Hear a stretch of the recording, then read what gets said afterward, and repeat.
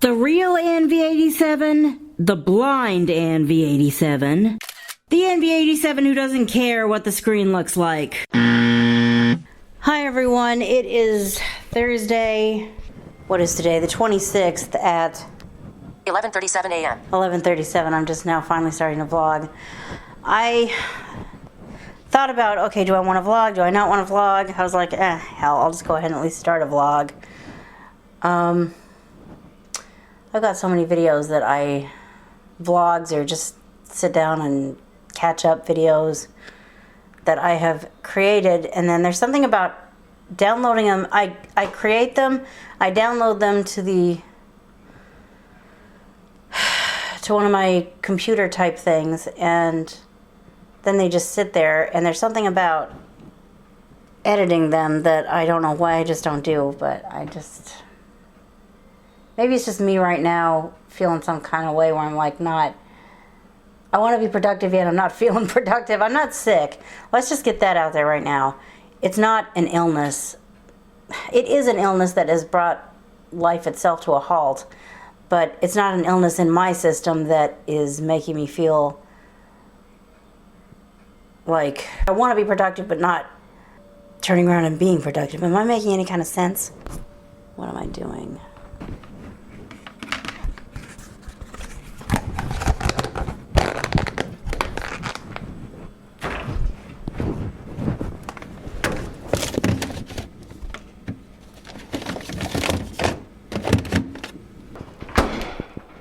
There's today and tomorrow.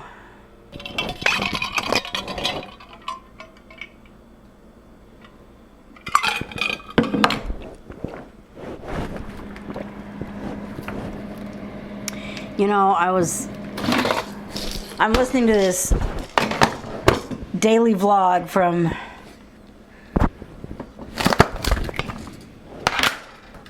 YouTuber that I used to follow. I still am subscribed to her. I haven't really watched one of her videos for a while. Or has she not put stuff up for a while? Yeah, that's how much I'm keeping track of things right now.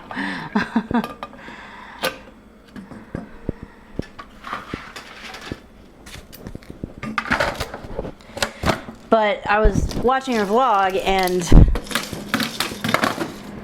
I don't know if it's because it's somebody else talking and living their life, just their typical life, or what, but for some reason it seems so much more interesting when, I don't know, she wasn't doing anything really special. She was just talking to us and living out her day. But I found it interesting. I guess that's what a vlog is. And I guess I'm hoping that someone out there finds my stuff just as interesting. Because there's some formula to vlogging. You know, people literally get monetized with vlogs. I wonder if that's part of the reason why I'm not as productive on YouTube right now, because I just don't have the motivation to do it when I have no chance in hell of being monetized as of right now with their rules, etc. But on the other hand, I read an email from someone who, part of me is like, why do I keep getting these emails? Why don't I just unsubscribe from this guy? He's a pain in the butt half the time. But I guess I stay subscribed to him because I think that he's got something to offer. There's stuff that I should, like, listen to and think about maybe doing. Maybe if I do it his way, it'll actually work.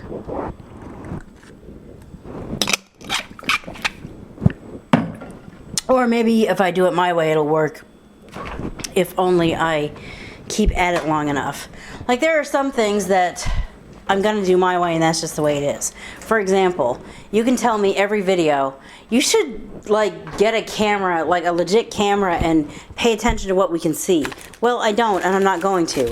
Sorry, not sorry. I'm blind, and I don't relate to visual.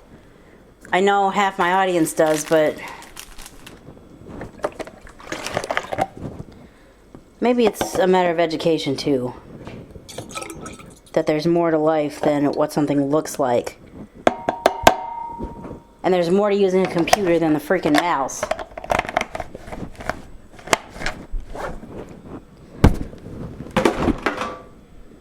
I could just go off on a tangent about that, about how when people create websites, a lot of times they make it so it's easy as pie to use as long as you're using a mouse. Well, not everyone can use a mouse.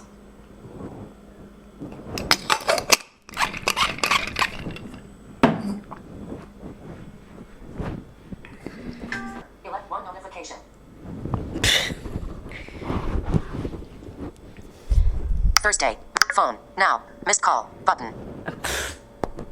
Phone. Now. Button. Possible text. Touch ID.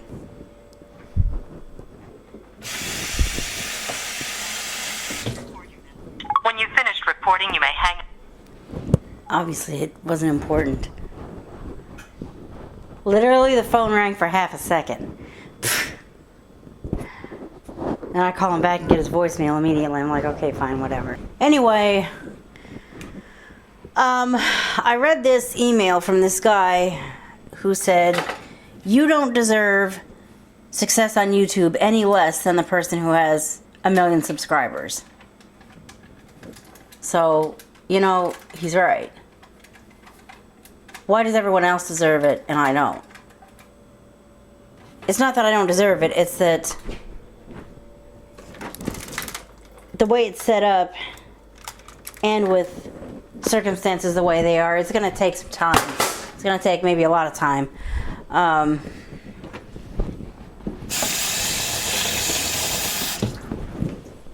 mean, even if I got 1,000 subscribers and 4,000 hours of watch time by tomorrow, I would need to do whatever's involved in getting monetized, fill out the forms, etc., etc. And then YouTube, like everyone else, has people working from home, and I guess there's some part of monetization and like powerful decisions being made at YouTube that has to be done from within the office. Where did I put that one?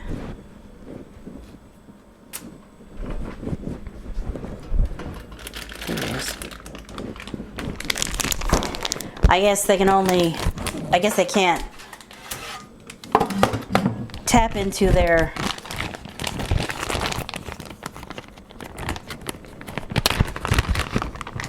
I'm putting a piece of chicken in the oven. I guess they can't tap into their special YouTube computers from home.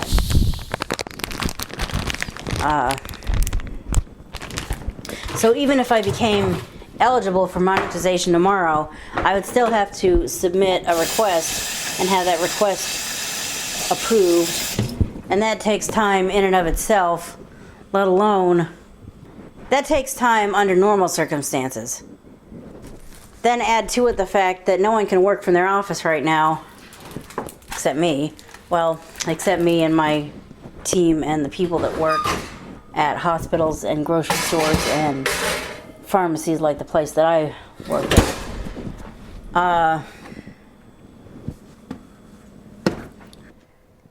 Alexa, set timer for 45 minutes. 45 minutes, starting now. I think 50 minutes left the last batch a little bit too cooked, but 40 minutes is not cooking it enough, so hopefully 45 will be just that magic. I'm looking for that magic spot. That's it. That's the perfect place. Anyway, you gotta just be consistent and just keep pushing through. And there's also something to just being nice to yourself and realizing that you don't have to do everything. Like,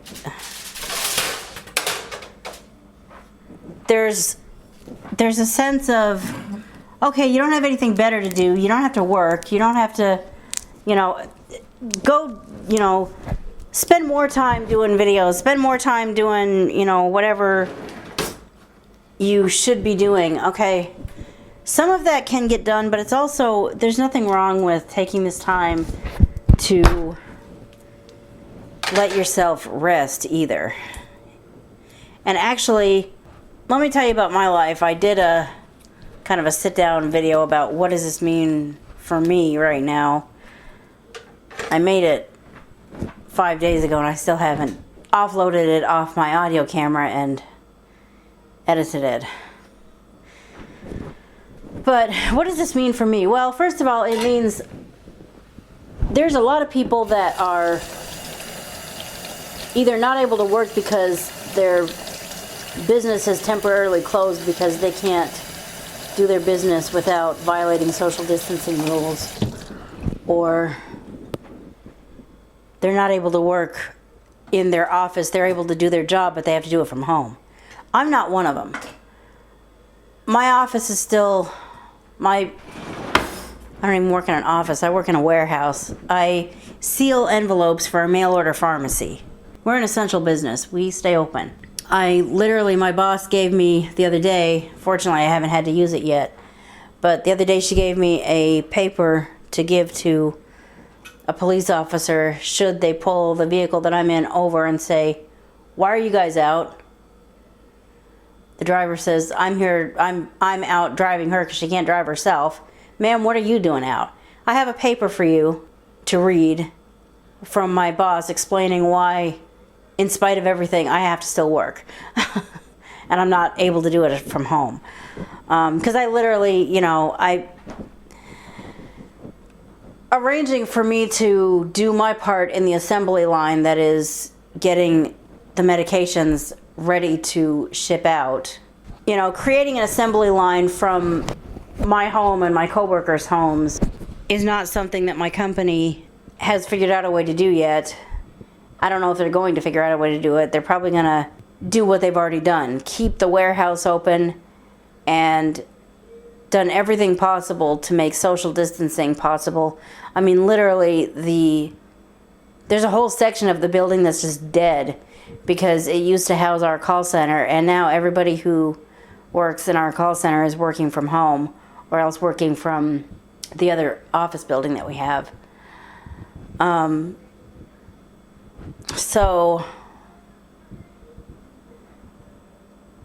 the point is, I do still have to go to work. What this means for me is I'm going to work, coming home, staying home, waking up the next day, doing it all over again, going to work, coming home, kind of doing my own thing at home, which gives me a lot of time to, maybe it does give me time to buckle down and do stuff that needs to be done, but it also gives me time to just be, and sometimes that's just all I'm in the mood to do, just vegetate and be. And now, how productive will I be by the end of this? I could be pretty productive. I'm just going to take it at my own pace and do what I want to do and see what ends up happening. I hope that this only lasts a few weeks, but it could last a few months for all we know.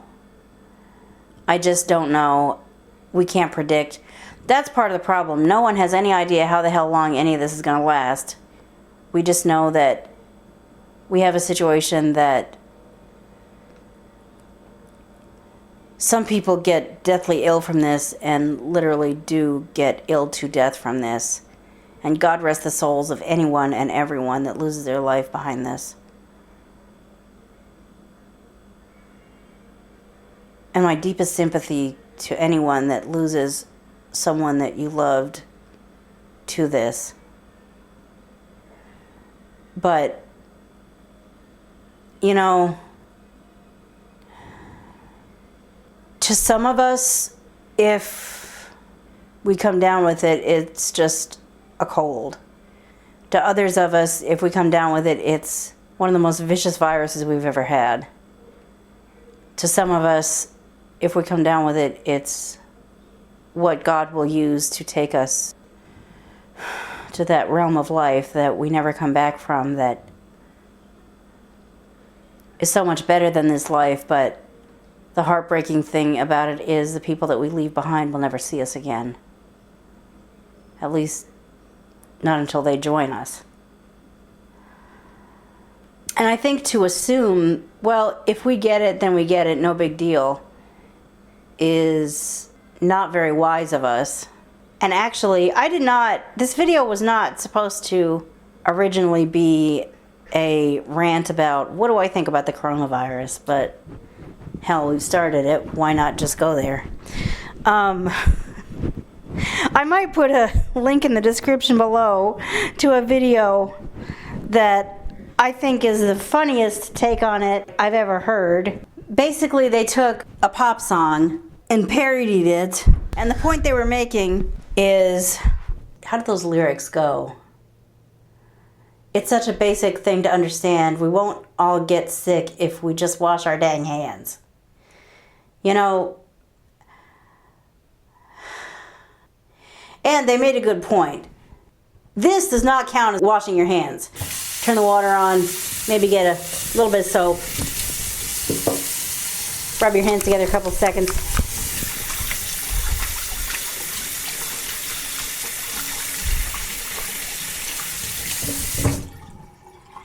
That's not washing your hands. That's not washing your hands to the extent that we need to wash our hands. This, turn the water on, put the soap on your hands.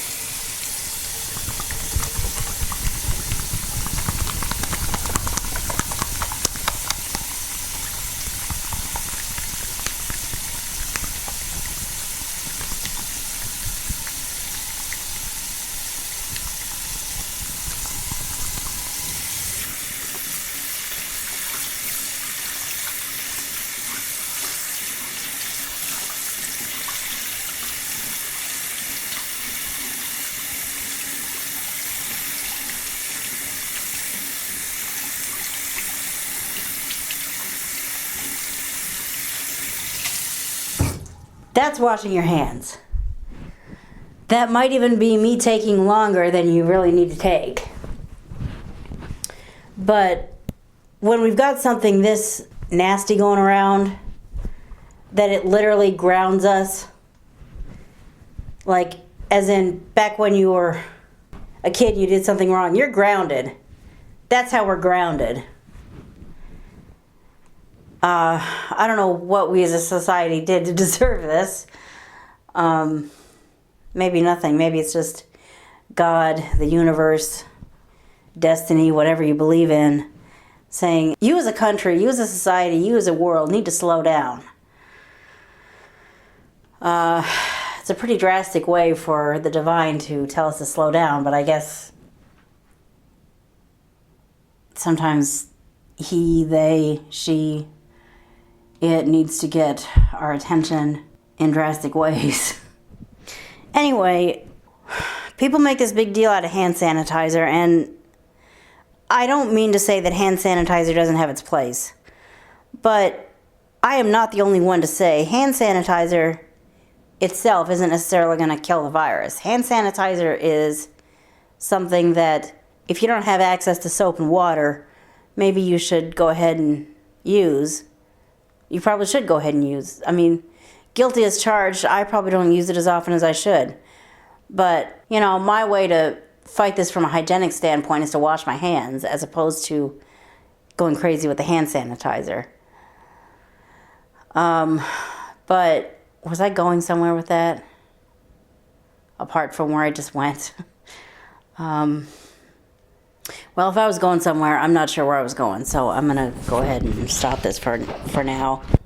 Oh, and I saw something on Facebook the other night, or last night, that just kind of brought to mind the fact that you can't group one particular group of people in the category of, they are like this.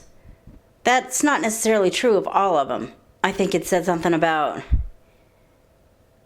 don't accuse all college kids of ignoring the social distancing rules and going out and packing beaches in coastal towns in Oregon.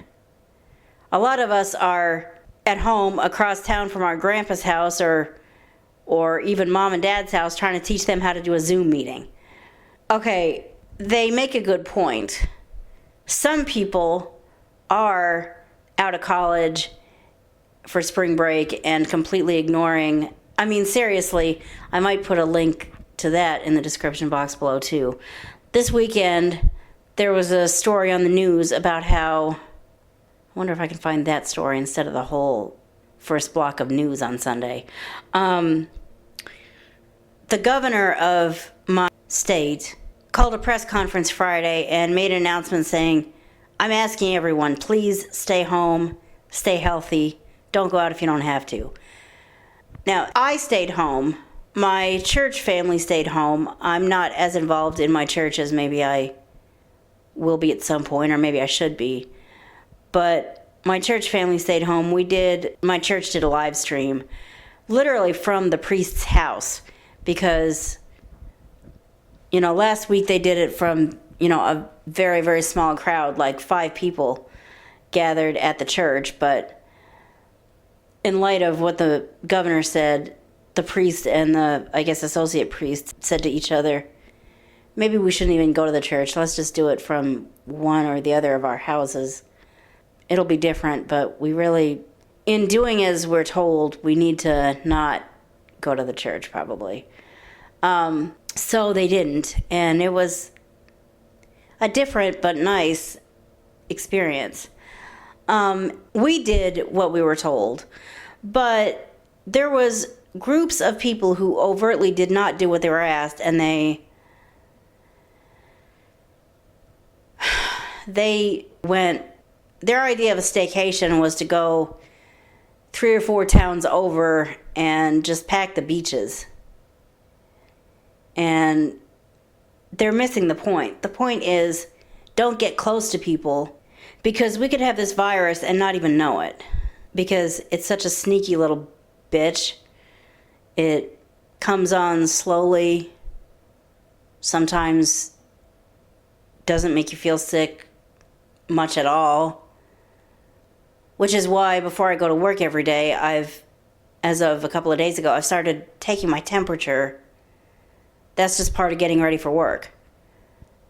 Making sure it is 98.6 or lower, because if it's any higher than that, that might be, if I do come down with it, that might be the only symptom I have. Maybe for a while, maybe ever. But see, if I walk out of this house with it and come into contact with the driver that takes me to work, and then he comes into contact with everyone he's going to be driving throughout the day, then I come into contact with the receptionist, and he comes into contact with anyone he's going to be contacting, then I come into contact with coworkers, then the day ends, then I come into contact with another driver, get home. If I've got this virus and don't know it, who might I have just infected? And who might those people have infected? And if I just come down with a fever and maybe a little bit of a tickly cough, that turns out to be it, okay, I'm fine. But who else have I made contact with?